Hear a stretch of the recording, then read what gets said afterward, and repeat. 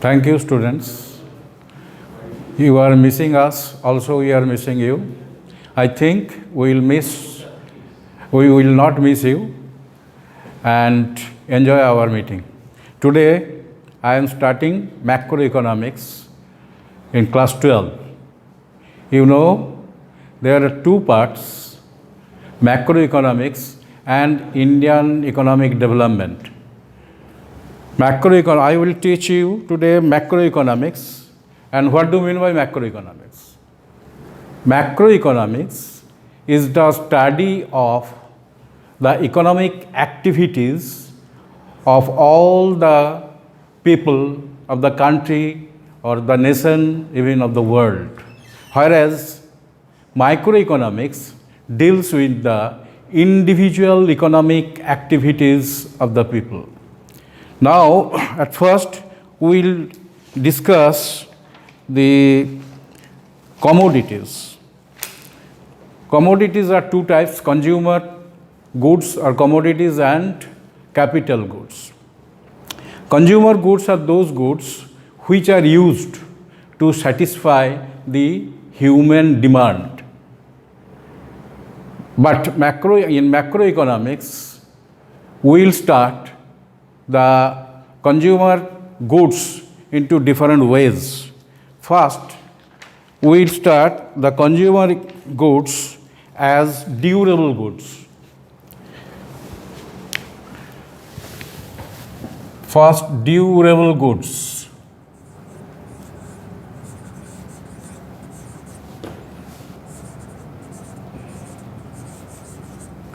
These are those goods which can be used for a longer period of time, is called durable goods. Like this building, the house where you are living, it cannot be consumed by a single act of consumption. We are using it day after day, month after month, year after year. So it is durable goods. And then semi-durable goods. Number 2.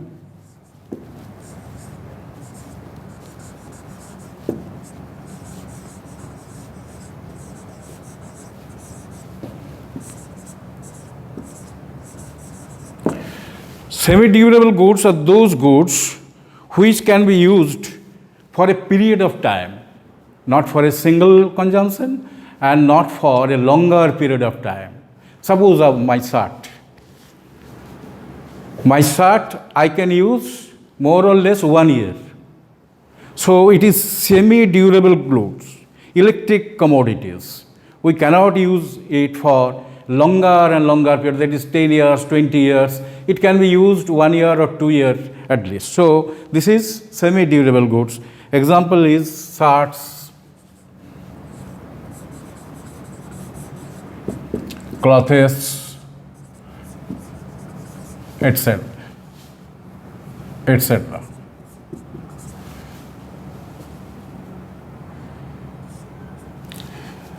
It is building.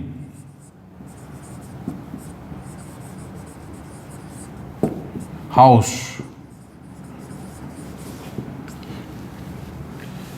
machines, etc.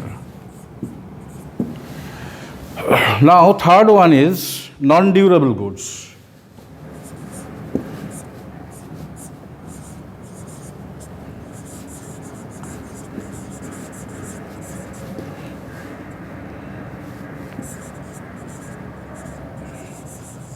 What are non-durable goods?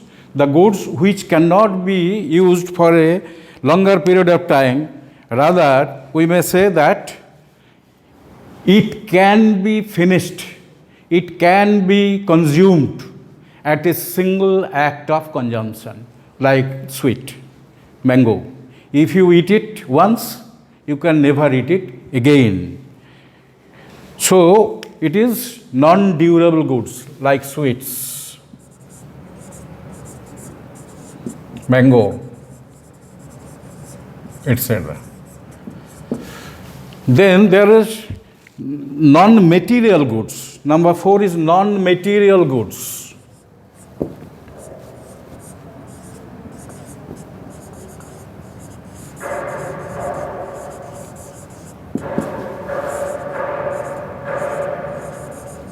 From the very heading, you can understand that these are those material which directly satisfy human want.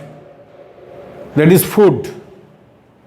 That is food which directly satisfy human want. We need food, and if we consume once, can never be consumed again. It cannot be reused. So these are the 4 types of consumption goods. And in another way, like consumption goods, these are consumption goods.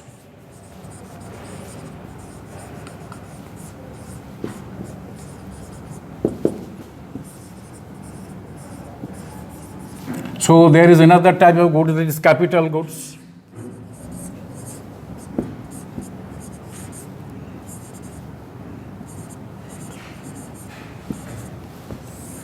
Capital means produce means of production. Produce means of production, which is used in the process of production for longer year. It is not single used commodity. It can be used year after year, and that is capital goods, fixed asset of the producer, what he can utilize or use for a longer and longer period of time. So that is capital goods. I think it is clear. Now the goods can also be divided into 2 parts from another point of view. That is final goods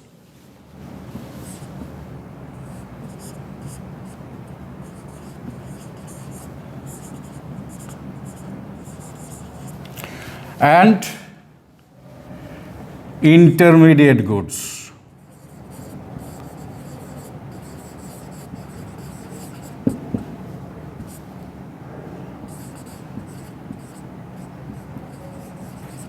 Final goods and intermediate goods. What is this?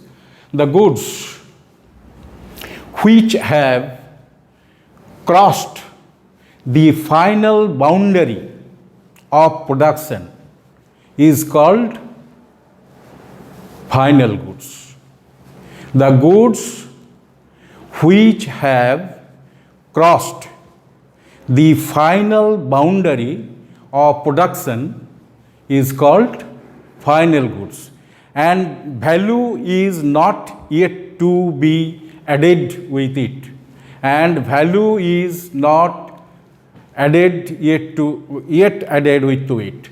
Therefore, final good is the good which has crossed the boundary of final production and has not crossed and has not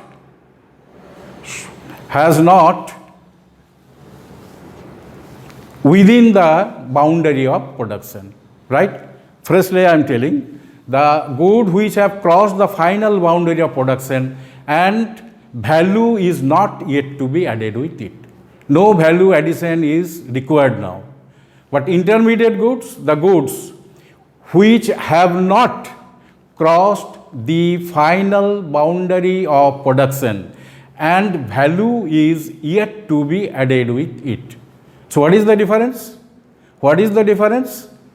The final good has crossed the final boundary of production, but intermediate good has not crossed the final boundary of production. Second, value is not yet to be added with the final good, but value is yet to be added with the consumption good, right? So these are 2 types of good which we have to read. Now, it has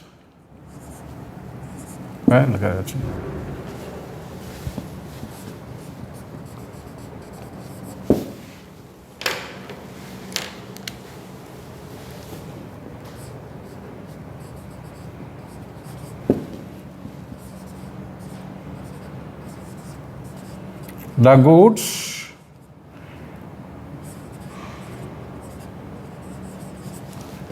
which have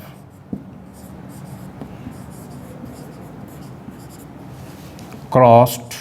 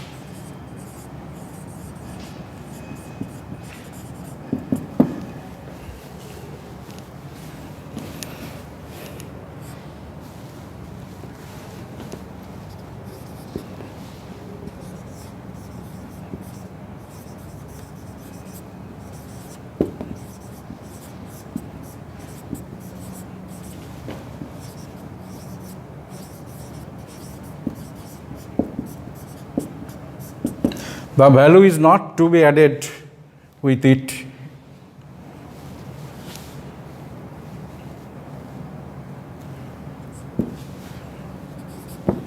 The value is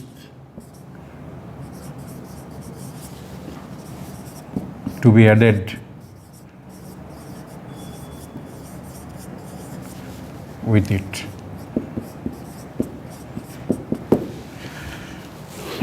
So these are the two. The goods are resold here.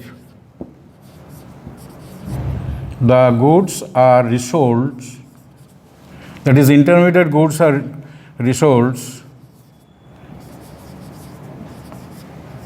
for further production.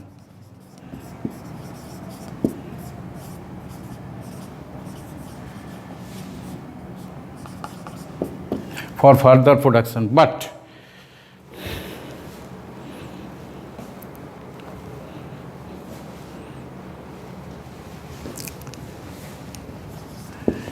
these goods are not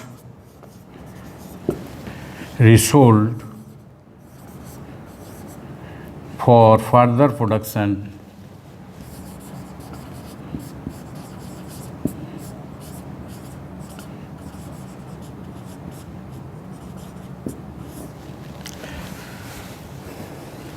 rather for use, rather for final use.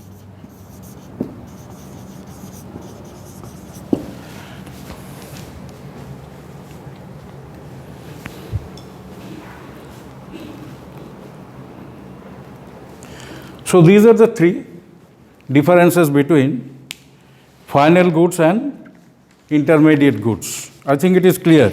Now we will go to the next part of this discussion, the stock concept and flow concept.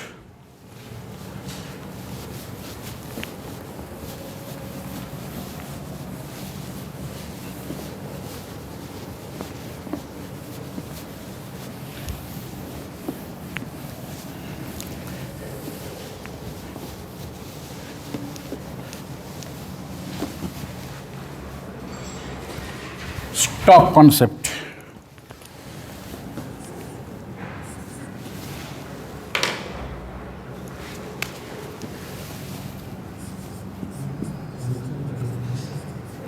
Stock is measured at a point of time. The thing which is measured at a point of time is called stock. So, number one, the thing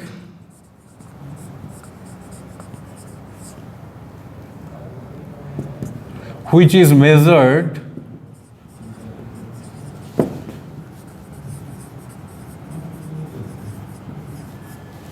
at a point of time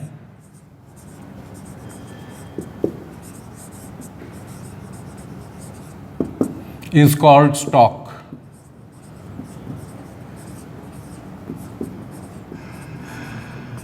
Stock, but flow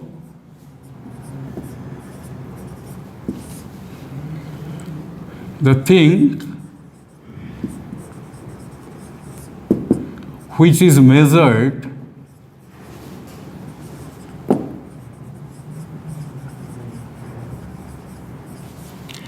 during a period of time.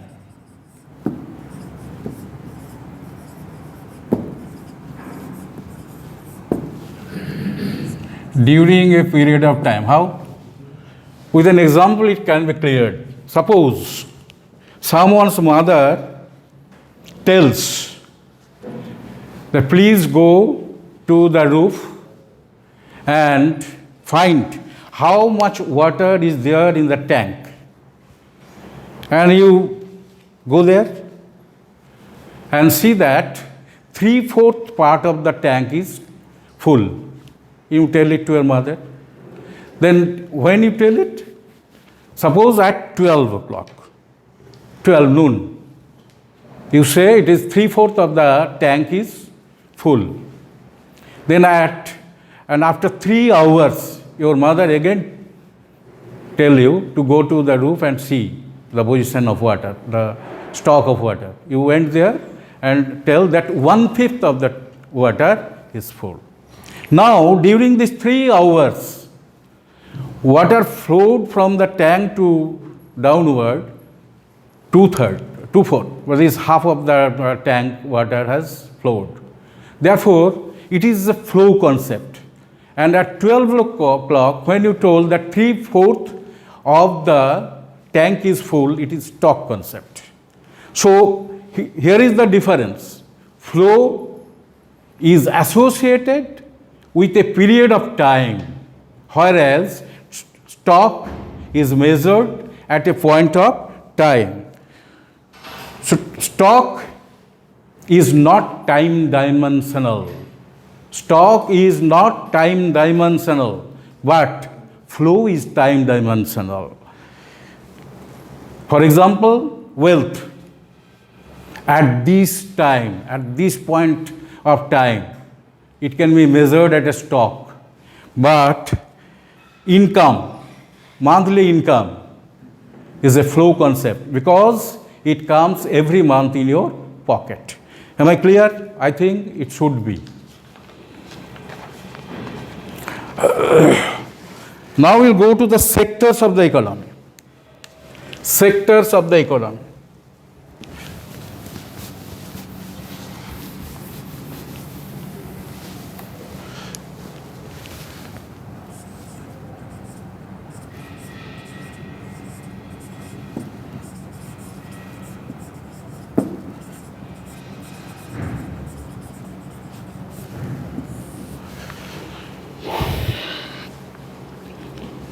From the macro point of view, it has 4 sectors.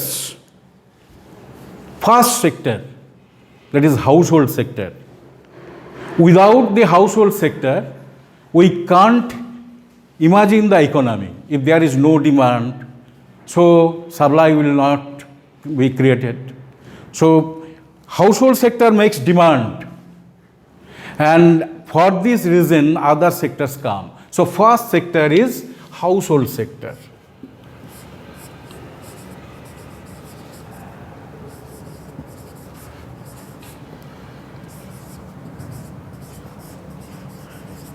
First is household sector. The household sector makes demand and demands of different goods and commodities. It may be consumption goods or it may be capital goods. So, in order to supply these goods to the household, the second sector comes, that is producer sector or farm. Producer sector or farm.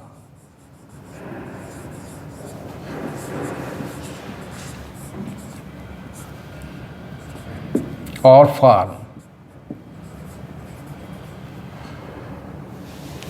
It is the function of the producer sector to supply commodities. To supply commodities as per demand placed by the household sector. So there are 2 sectors,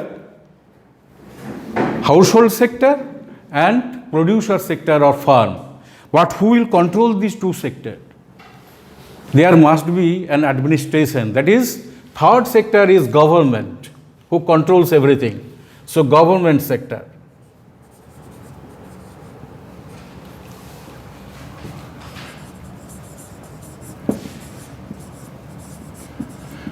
Government sector controls the market from the point of view of the consumer as well as from the point of view of the producer.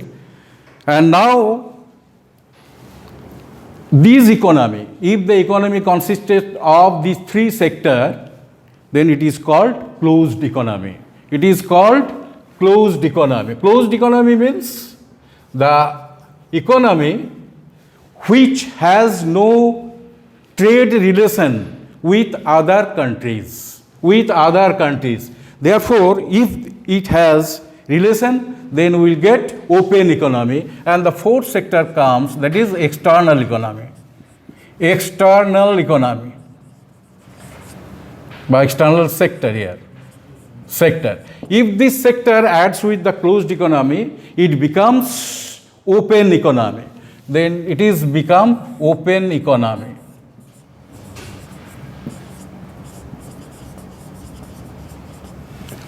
Clear? I think now just 2 minutes. Just there are two sectors. Household sector and producer sector.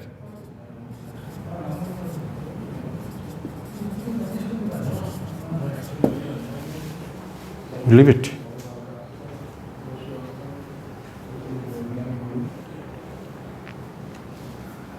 Now after this I will discuss the two sectors economy, because according to CBSE rule we have to read two sectors economy in the next part.